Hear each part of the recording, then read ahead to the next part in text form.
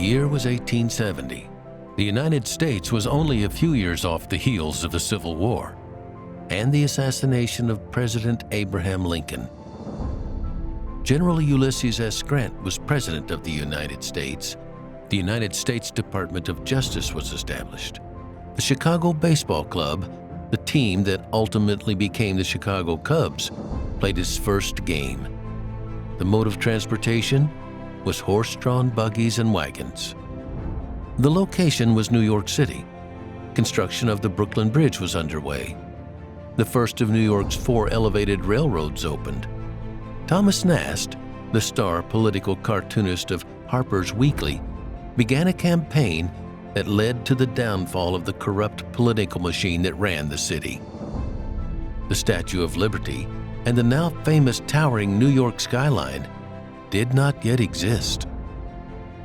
Several thousand of the nearly 1 million residents of the Manhattan area belonged to the Masonic fraternity, the oldest, largest, and most widely known fraternity in the world. The Knickerbocker Cottage, a quaint 3-story white building with black shutters and ornate lampposts, was a restaurant located at 426 6th Avenue. The restaurant was a popular lunch spot for many Masons who worked and lived nearby. At that time, a short-lived 13 craze swept the United States. Instead of avoiding the unlucky number 13, many embraced the number as a form of rebellion, flaunting their denial of superstition.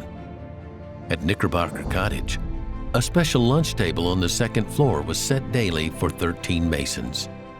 The men who dined there, all known for their good humor and wit, sat down precisely at 12:13 every afternoon. It was at that table, among this jovial group led by Dr. Walter Fleming and actor William "Billy" Florence, where the idea for Shriners International was born.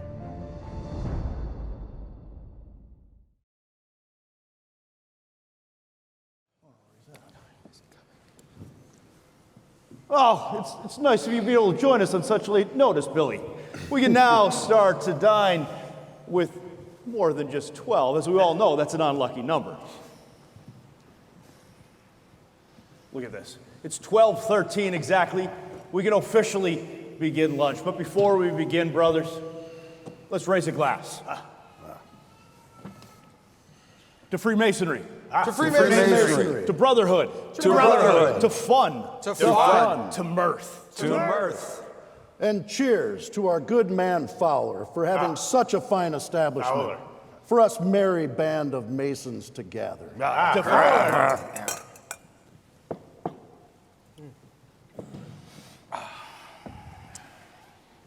Although I do love all my brother Masons, it does seem that only those with the most wit and cheer take their lunch at the Knickerbocker. Well, you don't get to have your photo on these esteemed walls of the Knickerbocker for being a bore.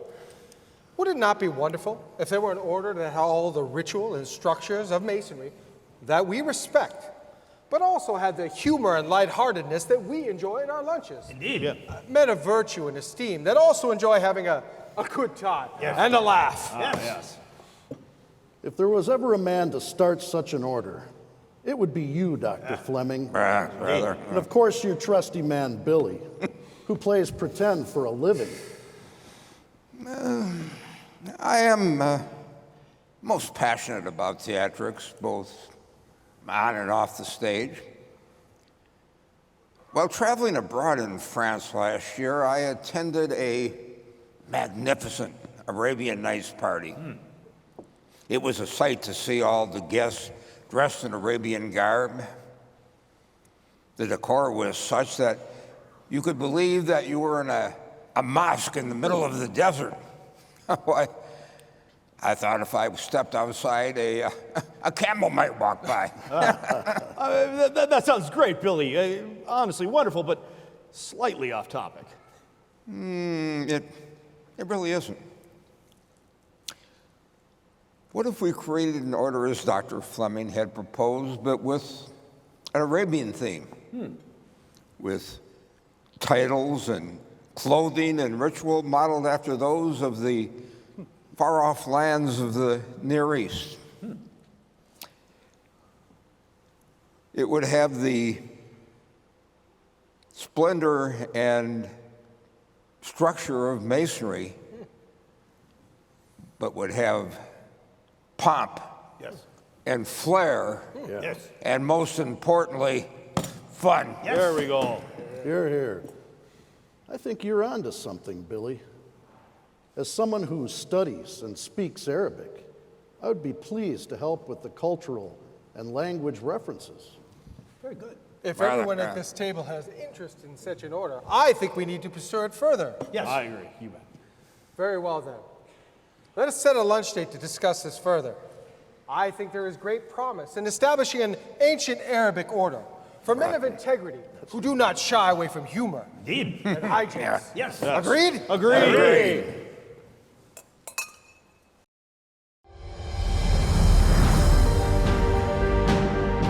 After that historic luncheon in 1870, Dr. Fleming completed the first complete ritual of the ancient Arabic order of the Nobles of the Mystic Shrine, a book of ceremonies for various functions, including initiation, installation of officers, and opening and closing business meetings. The group of 13 Masons continued to meet regularly at the Knickerbocker Cottage to discuss the new organization. But it was a meeting held on September 26, 1872, that is considered to be the founding date of the fraternity. During this meeting at the old Masonic Hall on 13th Street in New York City, Mecca Shriners was established as the organization's first temple. In following the Near Eastern theme, the founding members decided to call fraternity chapters temples. The 8 members present on that day were elected officers of Mecca Shriners, with Fleming named to the highest position, the Grand Potentate. In the first years of the fraternity's founding, membership growth and meeting activity moved at a sluggish pace. In 1876, there were only 43 members, called Nobles, and all but 6 of them lived in New York City. Then, at a membership meeting on June 6, 1876, which also became known as the First Imperial Session, the fraternity made great strides toward shaping what would eventually become an organization with hundreds of thousands of members throughout the world. During this meeting at the Masonic Lodge in New York City, the 20 members in attendance established the governing body of the fraternity, originally called the Imperial Grand Council. 14 nobles of Mecca Shriners were elected to serve 3-year terms on the Imperial Grand Council, with Dr. Fleming presiding as the Grand Potentate. The officers also established rules for membership and for forming new temples. Leadership also charted a second temple, Damascus Shriners, in Rochester, New York.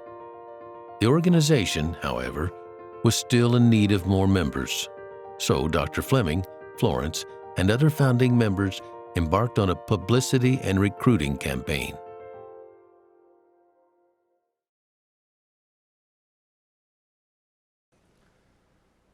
Welcome, nobles.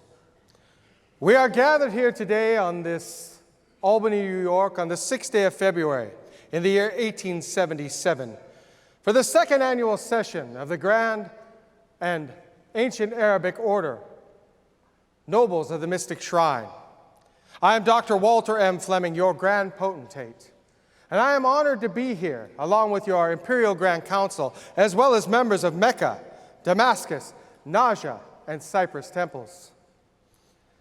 Throughout the year, I, along with Noble Florence and other members of your Imperial Grand Council, have traveled many a mile and met with many great men to promote the promulgation of our esteemed order. I think we have every reason to be highly gratified and encouraged by our efforts up to this present time. All who have received the order are evidently exceedingly well pleased with the impressiveness of our ritualistic work, as well as the sublime tenets of the order. It could no doubt be made the most powerful order, dedicated to the welfare of Masonry in this country. I also desire to thank the officers and membership in general who have aided in the success of the order by their efforts. And I feel confident that it will result in the most sanguine expectations and beyond. And we may now rest assured that it is destined to be the most popular and successful of orders. And when it comes in the way of any of our co-workers to commend the cause to any desirable brother, either personally or in correspondence, it will add greatly to the success of the subordinate temples, as well as to the prosperity of the institution. And so, wishing you all success, and with earnest Godspeed, I am fraternally yours to command.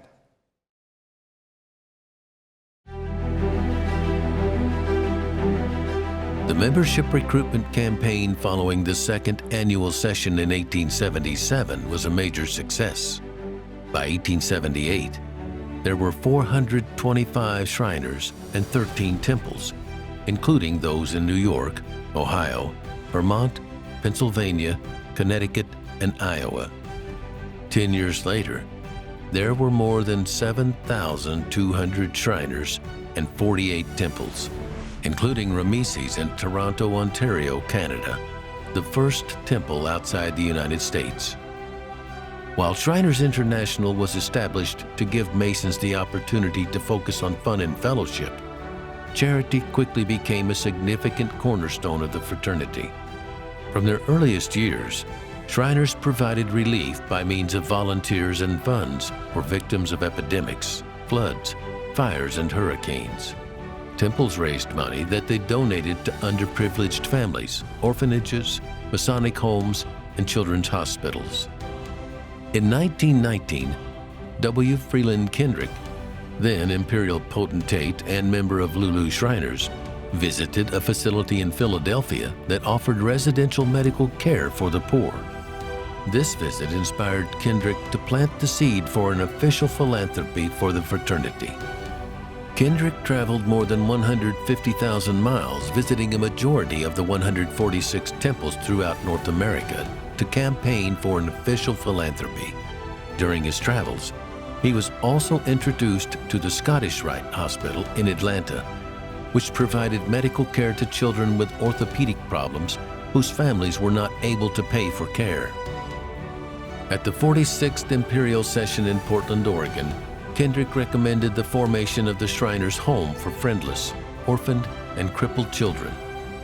The report, given on June 23, 1920, was not well received by those in the meeting. That afternoon, Kendrick took the floor again and proposed building a hospital for children with disabilities and recommended that the funding come from an annual $2 per capita tax to fraternity members, and that it would be called Shriners Hospital for Crippled Children. Many Shriners expressed doubts about the practicality and the responsibility that comes with starting and running a children's hospital. The prospects of the plan were fading when a noble stood up to address the crowd.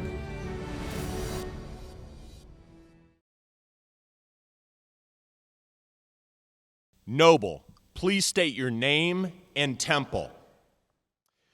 Forrest Adair, Urab Temple, Atlanta, Georgia. Imperial Potentate, I rise, unlike those before me, without reluctance, but with enthusiasm. I was lying in bed yesterday morning about 4 o'clock, and some poor fellow who had wandered from the rest of the band stood down there under my window for 25 minutes playing I'm Forever Blowing Bubbles. Did you catch it? After a while, I dropped back into a peaceful sleep, and I dreamed. I dreamed of a children's hospital run by the Scottish Rite and visited by a number of members of the Imperial Council.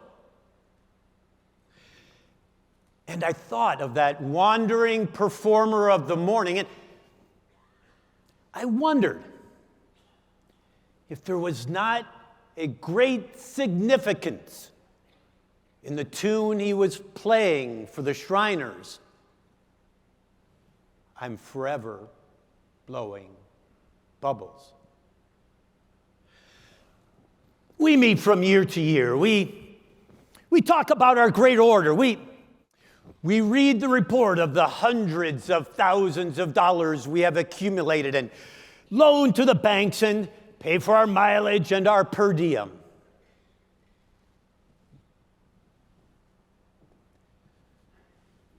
This resolution recognizes the fact that we accept that the responsibility is ours.